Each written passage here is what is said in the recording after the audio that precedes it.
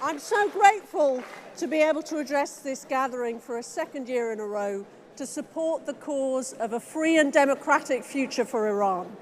I'm proud to be standing shoulder to shoulder with so many other elected representatives from around the world who have gathered here to show support for the Iranian people and their struggle for justice and for freedom.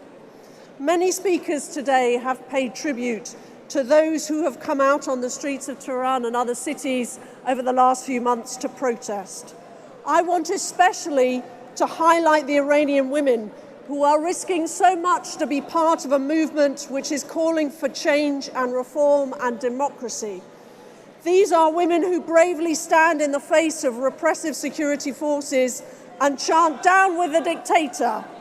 I have huge admiration for their courage and their determination.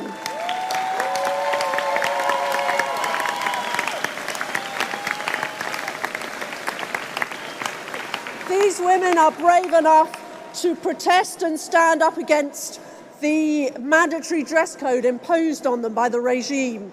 They're brave enough to challenge the legal system which treats them as property and not people. And they're brave enough to stand up against all of the oppression of human rights to which they are subject. They are prepared to stand up for their right to equality and dignity, even if this could lead to harassment and the risk of reprisals from a brutal regime. In the United Kingdom this year, we're celebrating 100 years since legislation was passed to give women the vote for the first time. So I feel it's fitting for me to stand before you and share your appeal for freedom for women in Iran.